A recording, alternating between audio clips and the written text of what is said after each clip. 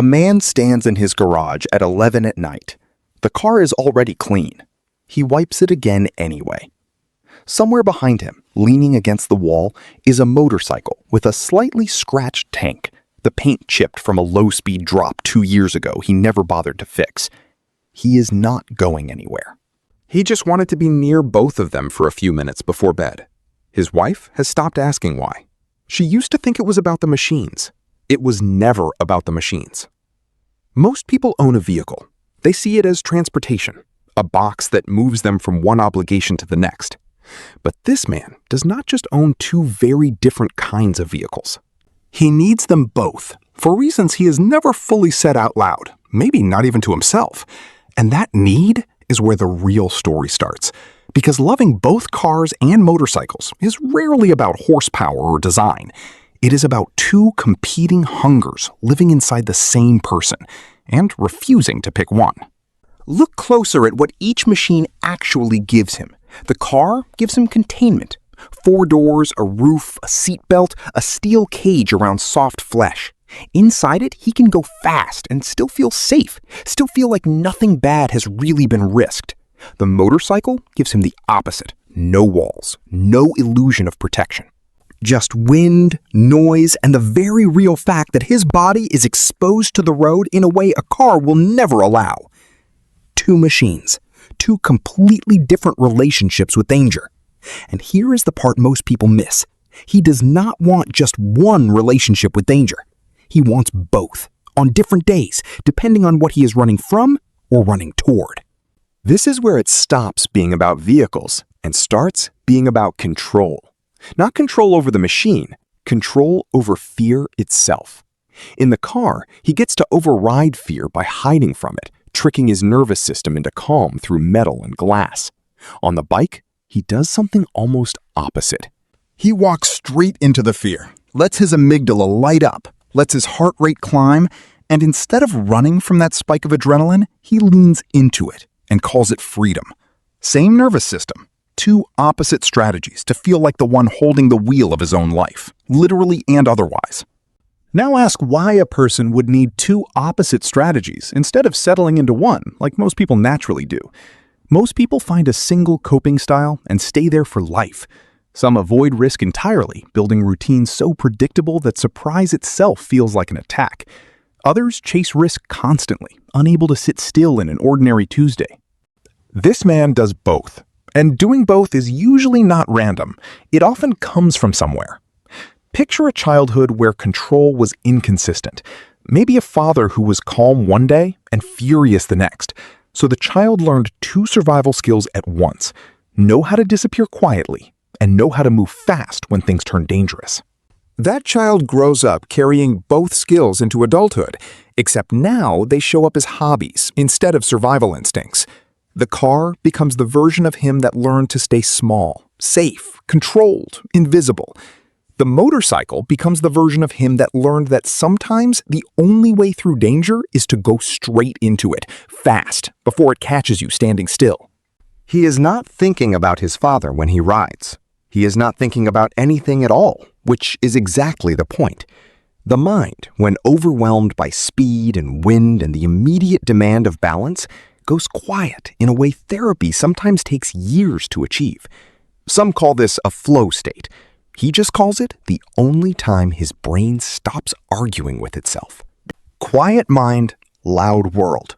But the car offers something the motorcycle never can, and that is where his identity starts to split even further.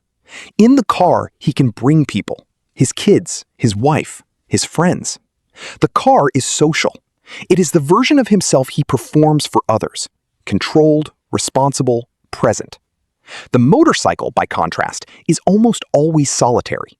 Even in group rides, each person is alone in their own helmet, alone with their own thoughts, unreachable by anyone beside them. So without ever saying it directly, he has built two separate selves, one that belongs to other people, one that belongs only to him. This is not confusion. This is architecture.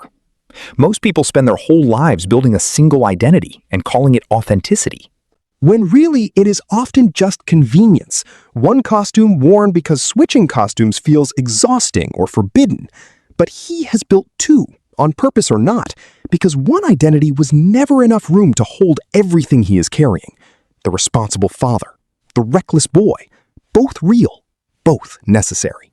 There is also something deeper happening biologically, something almost embarrassingly simple once you see it. Dopamine does not respond well to sameness.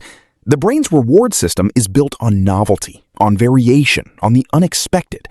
A person who only owns a car, driving the same roads for years, eventually stops feeling anything from it. The nervous system adapts, and adaptation is the quiet killer of joy. But alternate a fast car with an exposed motorcycle, alternate containment with exposure, safety with risk, and the brain never fully adapts to either. It stays alert, it stays alive. In some strange way, loving two extremes is a defense against emotional numbness, a way of staying awake inside a life that could otherwise become automatic. Automatic living is the real disease, and almost nobody names it. Watch how most people move through their days. Same route to work, same order at the same coffee shop, same conversations that never risk saying the true thing underneath them. This is not peace. This is often just fear wearing the mask of stability. The man in the garage, standing between his car and his bike, has chosen instead to keep two forms of intensity alive in his life, instead of collapsing into one safe, forgettable rhythm. He may not describe it this way. He may just say he likes driving and he likes riding. But underneath that simple sentence is a person actively resisting emotional flatness, actively refusing to let his nervous system fall asleep. There is grief hidden in that resistance too, if you look long enough, because somewhere along the way, he learned that stillness was not safe, that calm could turn into chaos without warning. So he built two escape routes instead of trusting that ordinary life, ordinary safety could hold him without collapsing. The car and the motorcycle are not just hobbies. They are proof, gathered again and again, that he still has control, that he still has an exit, that he will never again be the version of himself who is trapped with no way out. Every hobby is a message to the self. And this is the truth sitting underneath the whole story, the one that has nothing to do with vehicles at all. Every person alive is carrying more than one version of themselves, more than one fear, more than one hunger, whether or not they ever build a garage to hold it. Some people express that duality through machines, others through music, through relationships, through the strange contradictions in how they parent, work, love, and disappear. The man polishing his car at midnight is not unusual. He has simply made his internal contradiction visible, physical, something you can touch and photograph and park in a driveway. Most people hide theirs so well, they forget it is even there. So the real question was never about cars or motorcycles. It is about which version of yourself you have never given a name to, the one you keep circling back to late at night, the one you protect without knowing why, the one that only wakes up when everything around you finally goes quiet. What do you return to again and again, without ever really asking what it is trying to tell you?